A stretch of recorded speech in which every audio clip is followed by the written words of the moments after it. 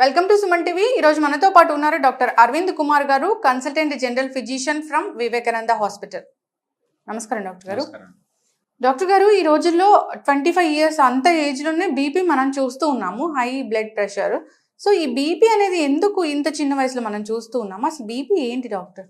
BP అనేది రక్తపోటు అంటామండి. అంటే బ్లడ్ ప్రెషర్. మనం గుండె కొట్టుకున్నప్పుడు సిస్టాలిక్ అండ్ డయాస్టాలిక్ అంటే ఓపెన్ అయినప్పుడు ఎంత ప్రెషర్ మెయింటైన్ అవుతుంది మన రక్తనాళాల్లో అనే దాన్ని కొలిచినప్పుడు స్పిగోమానోమీటర్ అంటాము. స్పిగోమానోమీటర్లో కొలిచినప్పుడు దాన్ని బీపీ అనేది నిర్ధారించబడుతుంది. సాధారణంగా మామూలుగా పైన అంటే యావరేజ్గా ఇంతమంది జనరల్ పాపులేషన్లో తీసుకున్నప్పుడు దాని మీన్ 120 పైన, కింద 80 వరకు ఉండటం అనేది నార్మల్.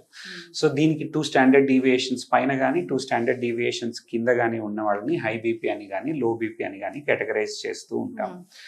సో ఈ హై బీపీ అనేది ఎక్కువ రోజులు హై బీపీ ఉండటం వల్ల టార్గెట్ ఆర్గన్ డ్యామేజ్ అంటాం. అంటే గుండె లావెక్కటం కానీ, హైపర్ట్రోఫీ అవ్వటం కానీ, అలాగే బ్రెయిన్ లోపల రక్తనాళాల్లో చిట్లడం కానీ, లేకపోతే కిడ్నీలు డ్యామేజ్ అవ్వడం కానీ, ఇలాంటివి మనం లాంగ్ టర్మ్లో చూస్తూ ఉంటాము. గుండె జబ్బులు ఇలాంటివన్నీ చూస్తూ ఉంటాం. కాబట్టి ఈ బీపీ అనేది ఎక్కువ లేకుండా బీపీని కంట్రోల్లో పెట్టుకోవటం అనేది చాలా ముఖ్యం. అయితే బీపీ అనేది కొన్ని సందర్భాలలో తప్పితే, అంటే హైపర్టెన్సివ్ అర్జెన్సీస్ అండ్ హైపర్టెన్సివ్ ఎమర్జెన్సీస్ అంటాం. అంటే బీపీ విపరీతంగా పెరిగిపోయి 200, 140, 150 ఇలా ఉన్నప్పుడు ఏదైనా హార్ట్ ఫెయిల్యూర్ అవటం వల్ల ఇలాంటి వాటి వల్ల ఏర్పడిన ఎమర్జెన్సీస్ కొన్ని ఉంటాయండి. అప్పుడు మాత్రమే వెరీ హై బీపీ ఉందనే విషయం చాలా మందికి తెలుస్తూ ఉంటుంది. బట్ అదర్వైజ్ సాధారణంగా బీపీ ఎక్కువగా ఉన్నప్పుడు ఇది కంపల్సరీగా అందరికీ తెలియాలని ఏమీ లేదు. సో చాలా సైలెంట్ ఉంటుంది. It's called silent killer. దానికి ఎందుకు సైలెంట్ కిల్లర్ అంటామంటే, సంవత్సరాల తరబడి మనకి బీపీ ఉండి మనకి ఏ విధమైనటువంటి దుష్ప్రభావాలు కనిపించవు. సో మనం అంతా బాగానే ఉంది కదా అని అనుకుంటాము. అందుకనే ప్రతి వాళ్ళు కూడా ఒక వయసు దాటిన తర్వాత క్రమంగా రెగ్యులర్గా అప్పుడప్పుడు బీపీ చెక్ చేసుకుంటూ ఉండడం. ముఖ్యంగా ఉదాహరణకి తోడు దొంగలు అంటూ ఉంటాము. అంటే కొలెస్ట్రాల్ ప్రాబ్లమ్స్ కానీ, లేదా షుగర్ కానీ, లేకపోతే ఓవర్ వెయిట్ ఉండేవాళ్ళు, ఇలాంటి వాళ్ళు ఇవన్నీ కలిపి ఉండే అవకాశం ఉంటుంది. మెటబాలిక్ సిండ్రోమ్ అంటాం. కాబట్టి ఇలాంటి వాళ్ళు ముఖ్యంగా బీపీ అప్పుడప్పుడు చెక్ చేయించుకుంటూ ఉండాలి. లేదు మనకి కుటుంబంలో ఎవరికో ఒకళ్ళకి బీపీ ఉంది, మన తండ్రి సైడో, తల్లి సైడో, అన్నదమ్ముల్లోనో, అత్తమామల్లోనో, పెద్దనాన్న పెద్దమ్మల్లోనో బీపీ ఉంటే అది మనకు కూడా వచ్చే అవకాశం ఉంటుంది. కాబట్టి మనము రెగ్యులర్గా మన ఫ్యామిలీలో ఆ లక్షణాలు ఉన్న వాళ్ళు ఎక్కువ మందిగా జెనెటిక్గా మనం ప్రోన్గా ఉంటే మన బీపీ మనం రెగ్యులర్గా చెక్ చేయించుకుంటూ ఉండాలి. అయితే చాలా మంది ఏమిటంటే ఒకసారి బీపీ చెక్ చేయించుకొని డాక్టర్ గారు నా బీపీ విపరీతంగా ఉందండి అనుకుంటూ పరిగెత్తుకుంటూ వస్తుంటారు. అది కరెక్ట్ కాదండి. ఇప్పుడు మనం కాఫీ తాగాము ఉదాహరణకి, లేదా ఎవరైనా సిగరెట్ తాగారు, లేదా మెట్లెక్కారు, ఎక్సర్సైజ్ చేశారు, లేదా అప్పుడే ఇంట్లో ఏదైనా ఆర్గ్యుమెంట్ జరిగింది, వాదన జరిగింది, కొట్లాట జరిగింది, ఆ టైంలో BP natural reaction, flight and fright reaction వల్ల బీపీ అనేది ఎక్కువగా ఉంటుంది. సో అప్పుడు చెక్ చేసుకొని నాకు బీపీ ఉందని నిర్ధారించలేరండి. బీపీ అంటే ఏమిటంటే ప్రతిసారి, అంటే నార్మల్గా ఉన్నప్పుడు కానీ ఏ విధమైనటువంటి ఎక్స్టర్నల్ ఫ్యాక్టర్స్ లేనప్పటికీ కూడా 2-3 డిఫరెంట్ సందర్భాలలో ఆఫీస్లో చెక్ చేసినా, ఇంట్లో చెక్ చేసినా కన్సిస్టెంట్గా పైది 140 సిస్టాలిక్ బ్లడ్ ప్రెషర్ అంటాం, అది 140, కిందది 90 కన్నా ఎక్కువ ఉంటే అప్పుడు మాత్రమే మనం బీపీ ఉంది అని నిర్ధారించవు. అప్పుడు మాత్రమే నిర్ధారించు. ఏ వయసు వాళ్ళకి వస్తుంది? సాధారణంగా మిడిల్ ఏజ్, అంటే 40 ఏళ్ళు పైబడిన వాళ్ళలో ఉంటుంది. బట్ ఖచ్చితంగా వీళ్ళలో ఉండాలని ఏమీ లేదు. ఇందులో కొంతమందికి ఎసెన్షియల్ హైపర్ టెన్షన్ అంటాం. అంటే జెనెటిక్గా జన్యుపరంగా వచ్చే వాళ్ళని ఎసెన్షియల్ హైపర్ టెన్షన్ అంటాం. బట్ కొంతమందికి సెకండరీ హైపర్ టెన్షన్, అంటే బాడీలో హార్మోన్స్లో వ్యత్యాసాలు ఉండటం కానీ, కొన్ని రకాల ట్యూమర్స్ కానీ, ఇలాంటి వాళ్ళలో థైరాయిడ్కి సంబంధించిన సమస్యలు, తర్వాత ఇలాంటి కొన్ని ప్రత్యేకమైన సమస్యలు ఉన్న వాళ్ళకి తక్కువ వయసులో కూడా ఎక్కువ బీపీ ఉండే అవకాశం ఉంటుంది. అండ్ దానివల్ల కిడ్నీ డ్యామేజ్ జరిగే అవకాశం ఉంటుంది. లేదు కిడ్నీ డ్యామేజ్ ఆల్రెడీ జరిగి ఉన్న వాళ్ళలో కూడా కొంతమందిలో బీపీ ఎక్కువ ఉండే అవకాశం ఉంటుంది. సో ముఖ్యంగా తక్కువ వయసులో బీపీ ఉండే వాళ్ళకి ఇది జన్యుపరంగా ఫ్యామిలీ నుంచి వచ్చిందా లేకపోతే ఇంక ఇతరత్ర ఏమైనా కారణం ఉందా అంటే సెకండరీ హైపర్ టెన్షన్ వర్కప్ అంటాము. అంటే బాడీలో హార్మోన్ లెవెల్స్ ఎలా ఉన్నాయి, సోడియం పొటాషియం లెవెల్స్ ఎలాగా ఉన్నాయి, మూత్రంలో కిడ్నీ డ్యామేజ్ ఏమైనా జరిగిందా, మూత్రంలో ప్రోటీన్స్ ఏమైనా పోతూ ఉన్నాయా, స్టీరాయిడ్ లెవెల్స్ ఎలాగా ఉన్నాయి, మెటానెఫ్రిన్ లెవెల్స్ ఎలాగా ఉన్నాయి, ఇవన్నీ చెక్ చేసుకుంటాం. ముఖ్యంగా చిన్న వయసులో వచ్చిన వాళ్ళలో, అందున మందులు వాడుతూ ఉన్నప్పటికీ కూడా కంట్రోల్ రాని వాళ్ళలో ఖచ్చితంగా ఇతరత్ర ఇంకేదో కారణం ఉంది అనేది చూసుకోవాల్సి ఉంటుంది. So secondary hyper tension workup అనేది వీళ్ళలో చాలా ముఖ్యం అండి. సో ఇది ఏ వయసులో అయినప్పటికీ వచ్చినప్పటికీ సాధారణంగా మిడిల్ ఏజ్ లో ఎక్కువగా కనపడుతూ ఉంటుంది. డాక్టర్, ఈ బీపీ పెరగడం అనేది మనం తీసుకునే ఫుడ్ వల్ల కూడా ఉంటుందా? ఖచ్చితంగా అండి. బీపీ అనేది డైనామిక్. అంటే ఉదాహరణకి ఇప్పుడు నా బీపీ మీరు మెజర్ చేశారు, 2 నిమిషాల తర్వాత మళ్ళీ మెజర్ చేస్తే అది స్టాటిక్ నెంబర్ కాదు. అంటే ప్రతి వాళ్ళకి 140 ఉండాలి లేదా 120 ఉండాలని ఏం లేదు. ఇప్పుడు 122 ఉంటుంది. 2 నిమిషాల తర్వాత చూస్తే బీట్కి, గుండె కొట్టుకునే ప్రతి హార్ట్ బీట్కి ఇది మారే అవకాశం ఉంటుంది. అండ్ మనం తీసుకునే ఆహారం కావచ్చు, మన మెంటల్ స్టేట్ కావచ్చు, ప్రతి ఒక్కటి కూడా బీపీ మీద ప్రభావం చూపిస్తుంది. సో ఇప్పుడు నాకు ఎక్కడో నొప్పి, బాడీలో ఎక్కడైనా నొప్పి, తలనొప్పో లేకపోతే వేరే కారణం వల్ల దెబ్బ తగిలి నొప్పి ఉంది, నొప్పి వచ్చినప్పుడు నా బీపీ చాలా ఎక్కువగా ఉంటుంది. అది నార్మల్ న్యాచురల్ రియాక్షన్. ఆహారం అలాగే ఇప్పుడు నేను కాఫీ తీసుకున్నాను అనుకోండి, కాఫీలు, టీలు లేకపోతే ఇలాంటి ఎనర్జీ డ్రింక్స్ ఇలాంటివి ఏవో తీసుకున్నాం, కొంతసేపటికి బీపీ ఎక్కువగా ఉంటుంది. సో మనం తీసుకునే ఆహారము అలాగే క్రానిక్ గా, అంటే ఉదాహరణకి మనం తీసుకునే ఆహారంలో ఉప్పు ఎక్కువగా తీసుకుంటూ ఉన్నాము, కొన్ని సంవత్సరాల తరబడి అలాగే తీసుకుంటూ ఉన్నాం, దానివల్ల కూడా బాడీలో మార్పులు జరిగి బీపీ ఎక్కువగా ఉండే అవకాశం ఉంటుంది. సో మనం తీసుకునే ఆహారము బీపీ మీద ప్రభావం చూపిస్తుంది అనే దాంట్లో ఏ విధమైన అనుమానము లేదు. అయితే దీని ఎఫెక్ట్ ఎంత ఉంటుంది, సో మనం ఇది తీసుకోవడం వల్లే బీపీ వచ్చిందా లేకపోతే అది మానేగానే మన బీపీ వెళ్ళిపోతుందా అంటే అది చెప్పలేము. సో మనకు సాధారణంగా బీపీ డయాగ్నోజ్ అయిన వాళ్ళు, డాక్టర్ గారు మాకు ఆహారం నియమాలు చెప్పండి, మేము అవి మాత్రం చేస్తామంటూ ఉంటారు. అది చేయడంలో తప్పులేదు. ప్రతి ఒక్క బీపీ పేషెంట్ కానీ ఇది ఆహార నియమాల్లో మార్పులు అనేది చేసుకోవాలి. బట్ దానివల్లే కంట్రోల్ వస్తుందని మనం చెప్పలేము. కొంతమందికి 3 రకాల మందులు వాడాల్సిన అవసరం ఉందనుకుందాం ఉదాహరణకి. వాళ్ళు సరైనటువంటి ఆహార నియమాలు, లైఫ్ స్టైల్ చేంజెస్, జీవన విధానంలో మార్పులు చేసుకోవడం వల్ల, స్ట్రెస్, యాంగ్జైటీ లెవెల్స్ తగ్గించుకోవడం వల్ల 1 మందో 2 మందులో ఎంత ప్రభావం చూపిస్తాయో అంత ప్రభావం మనం నార్మల్గా న్యాచురల్గా మనం మన జీవన విధానంలో మార్పుల వల్లే తెచ్చుకోవచ్చు. కానీ పూర్తిగా మందులు తీసేయగలుగుతామా లేదా అనేది మాత్రం ఆ మనిషి ఏజ్ని బట్టి, బీపీ లెవెల్ని బట్టి, ఓన్లీ ఆహార నియమాలు సరిపోతాయా, జీవన విధానంలో మార్పులే సరిపోతాయా, లేకపోతే మందులు కూడా అవసరం అవుతాయా అనేది ఆధారపడి ఉంటుంది. డాక్టర్, సడన్ గా బీపీ పెరుగుతుంది, సో వాళ్ళు హాస్పిటల్కి వెళ్ళే లోపు ఏం చేయాలి డాక్టర్? బీపీ సడన్ గా పెరగడం అంటే హైపర్ టెన్సివ్ ఎమర్జెన్సీస్ ఇలాంటివి ఉన్నాయి అనుకుందామండి. ఉదాహరణకి అంటే బీపీ విపరీతంగా పెరిగిపోవటం వల్ల హార్ట్ ఫెయిల్యూర్లు కానీ ఇలాంటివి ఏమన్నా ఉన్నప్పుడు వెంటనే మనం దగ్గరలో ఉన్న డాక్టర్ దగ్గరికి వెళ్తాం తప్పితే మనం చేయగలిగింది ఏమీ ఉండదు. అది కాకుండా ఇప్పుడు మనకి బీపీ ఎక్కువగా ఉంది, 160, చాలా మంది ఏంటంటే వెంటనే మెజర్ చేసుకొని 160, 110, 120 ఉండగానే ఏదో అయిపోతుంది, నాకు బీపీ ఎక్కువైపోయిందని విపరీతమైన ఆందోళన పడిపోతుంటారు. అప్పటికప్పుడు వచ్చిన నష్టం ఏమి లేదండి. మీకు బీపీ విపరీతంగా పెరిగిపోవడం వల్ల మెడికల్ ఎమర్జెన్సీ ఏమీ లేకుండా ఉన్న పక్షంలో బీపీ ఎక్కువ ఉన్నంత మాత్రాన ప్రాణాపాయం ఏమి ఉండదు అప్పటికప్పుడే. సో మీరు వెంటనే డాక్టర్ని, ఫిజిషియన్ని కన్సల్ట్ చేసి 1-2 సార్లు చెక్ చేసుకొని మిమ్మల్ని మీరు కుదుటపరుచుకొని, ఒక్కొక్కసారి మానసిక ఆందోళన ఉంటే కూడా విపరీతంగా బీపీ పెరుగుతుంది. సో మానసిక ఆందోళన తగ్గించుకోవడానికి ప్రాణాయామం, మెడిటేషన్ లాంటివి కూడా చేసుకొని, కొంచెం బ్రీతింగ్ ఎక్సర్సైజ్ చేసుకొని ఆందోళన తగ్గిన తర్వాత డాక్టర్కి వెళ్ళి చెక్ చేయించుకొని అప్పటికి కూడా బీపీ ఎక్కువ ఉంటే మందులు మొదలు పెట్టచ్చు. సో డాక్టర్ గారు, ఈ బీపీ మెడిసిన్ వేసుకునే విషయంలో చాలా మంది తప్పులు చేస్తూ ఉంటారు. సో మార్నింగ్ వేసుకోవాల్సింది ఈవినింగ్ వేసుకుంటూ ఉంటారు టాబ్లెట్స్, అంతేకాకుండా మర్చిపోయి ఇంకొక టాబ్లెట్ కూడా వేసుకుంటూ ఉంటారు. సో దీని గురించి ఏం చెప్తారు? మెడిసిన్స్ వాడే వాళ్ళు ఎటువంటి జాగ్రత్తలు తీసుకోవాలి మెడిసిన్ వేసుకోవడానికి? బీపీ మందులు వాడేవాళ్ళు ఎక్కడికన్నా వెళ్తున్నప్పుడు కానీ లేకపోతే మర్చిపోవటం కానీ చేస్తూ ఉంటారు. జనరల్గా మర్చిపోవటం చేస్తూ ఉంటారు. ఇప్పుడు ఒకటి గుర్తుపెట్టుకోవాల్సింది ఏంటంటే, మందులు వాడుతూ సడన్గా ఆపేయడం వల్ల రీబౌండ్ హైపర్ టెన్షన్ అంటాం. అంటే ఇంకా ఎక్కువగా, ఇంతకు ముందుకున్న కన్నా ఎక్కువగా బీపీ వచ్చే అవకాశం ఉంటుంది. దానివల్ల కొన్ని నష్టాలు జరిగే అవకాశం ఉంటుంది.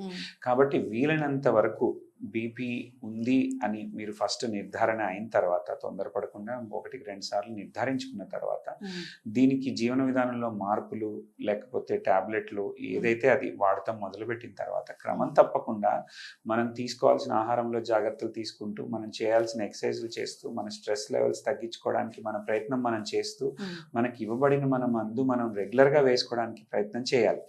ఈ రోజు ఉదాహరణకి బ్రేక్ఫాస్ట్ తర్వాత నేను టాబ్లెట్ వేసుకోవాలి మర్చిపోయాను, సో పర్లేదు వేసుకోవచ్చు ఆ రోజు మర్చిపోతే. కాకపోతే ఒక్కొక్కసారి మర్చిపోయి ముఖ్యంగా పెద్ద వయసు ఉన్నవాళ్ళు ఎల్డర్లీ పీపుల్ అంటాం, అంటే 80 ఏళ్ళు 90 ఏళ్ళు వయసు ఉన్న వాళ్ళు వాళ్ళ మందులు వాళ్ళు వేసుకుంటారులే అని మనం వదిలేస్తే వాళ్ళు పొరపాటున వేసుకున్నది గుర్తులేక రెండోసారి వేసుకోవడం లేదా ఒక మందు వేసుకోవడం బదులు రెండో మందు వేసుకోవడం చాలా సందర్భాలలో ఇవి చూస్తూ ఉంటాం. మెడికేషన్ ఎర్రర్స్ అంటూ ఉంటాం. ఇవి వాళ్ళకి చాలా పెను ప్రభావం చూపిస్తాయి వాళ్ళ ఆరోగ్యం మీద, అండ్ ప్రమాదం కూడా జరగచ్చు వాళ్ళకి. కాబట్టి ఏమిటంటే elderly people, extremely elderly people ఉన్న వాళ్ళు, ముఖ్యంగా చూపు సరిగ్గా లేని వాళ్ళు కానీ లేకపోతే వాళ్ళు అర్థం చేసుకోవాలి మతిమరుపు ఎక్కువగా ఉన్న వాళ్ళలో ఇంట్లో వేరే వాళ్ళు ఎవరన్నా వాళ్ళకి టాబ్లెట్లు వేసే బాధ్యత తీసుకొని టైంకి టాబ్లెట్లు వేయడం అనేది జరగాలి. సో మెడికేషన్ ఎర్రర్స్ వీలైనంత వరకు మనం తగ్గించుకోవడానికి ప్రయత్నం చేయాలండి. ఓకే డాక్టర్, బీపీని షుగర్ మానిటర్ చేసినట్లు షుగర్ని టెస్ట్ చేసుకున్నట్లు మనం ఇంట్లో చేసుకోవచ్చా? చాలా మంచి ప్రశ్న అడిగారండి. బీపీ సెల్ఫ్ మానిటరింగ్ అనేది చేసుకోవచ్చు. అయితే దీంట్లో రకరకాల డివైసెస్ ఉన్నాయి. ఉదాహరణకి వృష్టికి పెట్టుకునే బీపీ మానిటర్స్ ఉంటాయి, చేతికి పెట్టుకునే బీపీ మానిటర్స్ ఉంటాయి. దాంట్లో కూడా కఫ్ సైజ్ అంటాం, అంటే బీపీ ఎలక్ట్రానిక్ బీపీ మెషిన్స్ అనేవి ఇప్పుడు వచ్చిన టెక్నాలజీలో చాలా యాక్యురేట్ గానే రిప్రజెంట్ చేస్తాయండి. కాకపోతే మనుషులు చూసినప్పుడు అండ్ మెషిన్ కి కూడా కొంచెం తేడా అనేది ఉంటుంది. ఒక్కొక్కసారి చాలా మంది మనం చెక్ చేయడంలో డాక్టర్ నర్సో చెక్ చేసినప్పటికీ కూడా చెక్ చేయడంలో పొరపాట్లు చేస్తూ ఉంటారు. దాన్ని ఫాస్ట్ గా దిగిపోయేటట్టు మనం చేసినప్పుడు మనం హార్ట్ బీట్ మిస్ అయిపోయి బీపీ ఒక 10-20 తక్కువ చూడొచ్చు కూడా.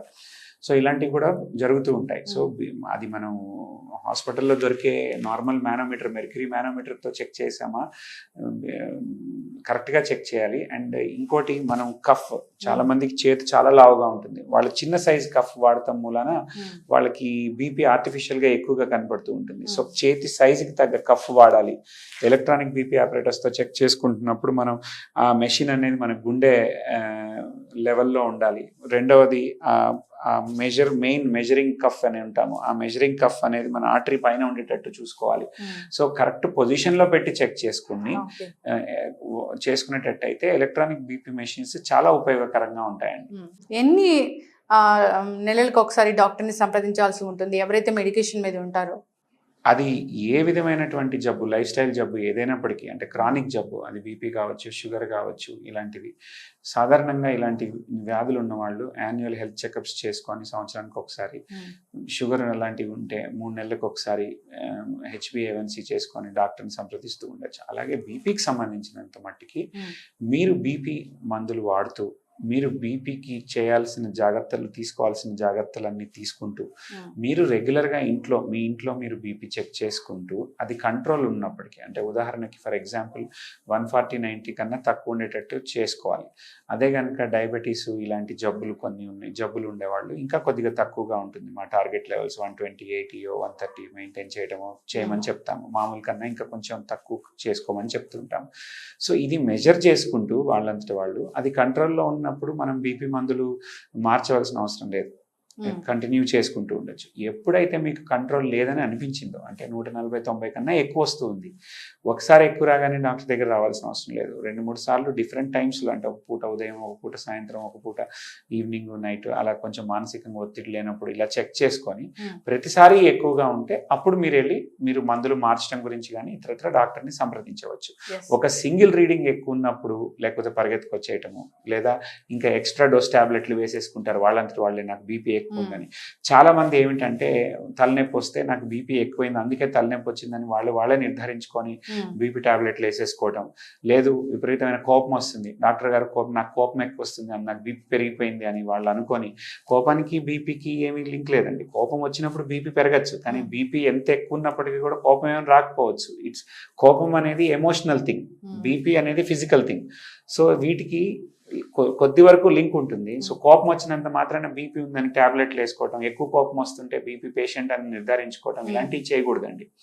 సో ఎమోషనల్ సిచ్యువేషన్స్ ఉన్నప్పుడు బీపీ ఉంటుంది. సో కొంచెం ఎమోషన్ తగ్గి నార్మల్గా ఉన్నప్పుడు చెక్ చేసుకొని అప్పుడు కూడా ఎక్కువగా ఉంటే అప్పుడు డాక్టర్ని సంప్రదించాల్సిన అవసరం ఉంటుంది. ఓకే డాక్టర్ గారు, ఇంతవరకు బీపీ రాలేదు అన్న వాళ్ళు సో రాకుండా ఉండడానికి ఎటువంటి జాగ్రత్తలు తీసుకోవాలి?